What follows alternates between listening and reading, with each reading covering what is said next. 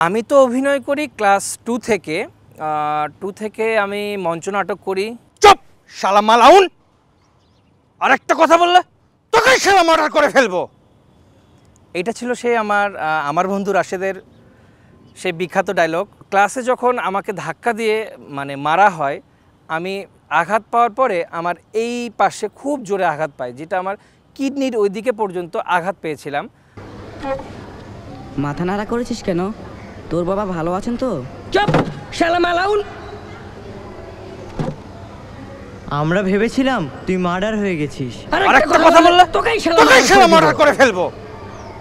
এটা ছিল সেই আমার বন্ধু রাশেদের সেই বিখ্যাত ডায়লগ, যে সময় আমি ন্যাড়া করেছিলাম। কাচু ভাই আমাকে ন্যাড়া করে দিয়েছিল।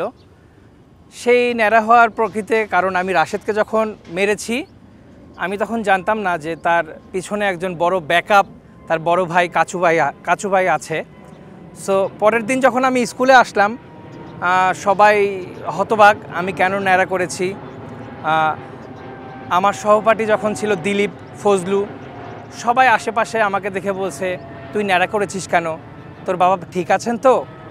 তখন আমি এই ডায়লগটা দিয়েছিলাম, চোপ শালা মালাউন, আরেকটা কথা বললে তোকেই শালা মার্ডার করে ফেলবো। আমার বাবা প্রতিদিন সকালে পত্রিকা পড়তো।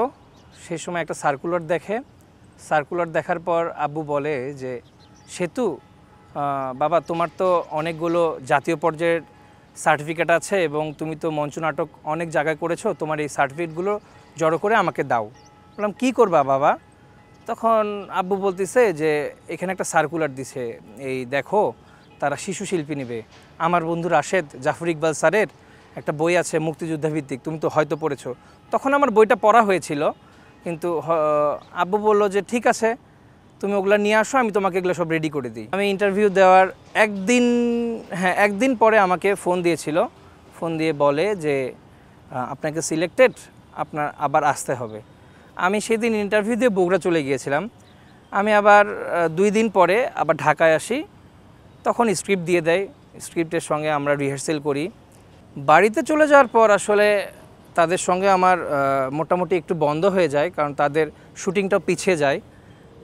আমার বাবা তখন মারা যায় 2009 সালের 20 এপ্রিল। তারপরে মূলত কাহিনীটা একটু ভিন্ন হয়, কারণ আমি ভেবেছিলাম আর অভিনয়ের দিকে আগাবো না, কিন্তু পরবর্তীতে দেখলাম আমার বাবার যেহেতু ইচ্ছা ছিল, শেষ ইচ্ছা, যে আমাকে দেখবে, পর্দায় দেখবে, তারও ইচ্ছা ছিল। সো সেই জায়গা থেকে মে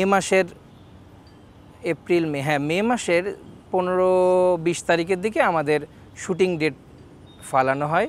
এই জায়গাটায় আসলে রিয়েলিস্টিক না হলে মোর্শেদ স্যার বারবার বলছিল যে, তোমরা ছোট, যা করবা রিয়েলভাবে করবা। আমি ফ্রাঙ্কলি স্পিকিং বলতে পারি যে, আমি যে কটা শট দিয়েছি, আল্লাহর রহমতে আমি বলতে পারবো যে একদম প্রথম শটগুলোতেই আমার প্রতিটা শট হয়েছে, কারণ আমি জিনিসগুলো একদম নিজের ভিতর আয়ত্তে নিতাম এবং যেই চরিত্রটাতে ধারণ করেছি কাদের, সেটা আমি মনে হয় আমি নিজে থেকে একদম কাদের হিসেবে আমি কাজ করতাম সবসময়। আমি যখনই ডায়লগ দিতাম কাদের মনে করে দিতাম। মুক্তিযুদ্ধ ক্যাম্পে যখন ছিলাম তখন আমি নিজেকে কাদের মনে করেই থাকতাম। আমাদের রাত 3:30টার দিকে মুক্তিযুদ্ধ ক্যাম্পের সেই শটগুলো হয়েছিল। সে রাত 3:30টার সময় মনে হচ্ছিলো, হ্যাঁ, আমি কাদের চরিত্রে আছি, মুক্তিযুদ্ধ ক্যাম্পে আছি। ক্লাসে যখন আমাকে ধাক্কা দিয়ে মারা হয়, আমি আঘাত পাওয়ার পরে আমার এই পাশে খুব জোরে আঘাত পাই, যেটা আমার কিডনির ওইদিকে পর্যন্ত আঘাত পেয়েছিলাম। সো ওইটা আঘাত পাওয়ার পর আমাকে 2 দিন ট্রিটমেন্ট নেওয়া হয়েছিল এবং ট্রিটমেন্ট নেওয়ার পরে ওষুধ পাতি সব খরচ আমাদের প্রোডাকশন থেকে বের করেছিল। বাট আমি অসুস্থ হয়ে পড়েছিলাম, কারণ একটা ব্রেঞ্চের কোনা যদি একটা আমাদের কোমরের ওপরের অংশে লাগে তো অবশ্যই ব্যথা লাগবে, এটা স্বাভাবিক। মানুষ, আপনারা বুঝতে পারছেন, আমরা বুঝতে পারছি। আর আমি তখন অবশ্যই ছোট, তখন কিন্তু আমি আরও হেলদি ছিলাম, আরও মোটা ছিলাম। সো তখন আমার আরও বেশি লেগেছিল। আমি তো অভিনয় করি ক্লাস 2 থেকে।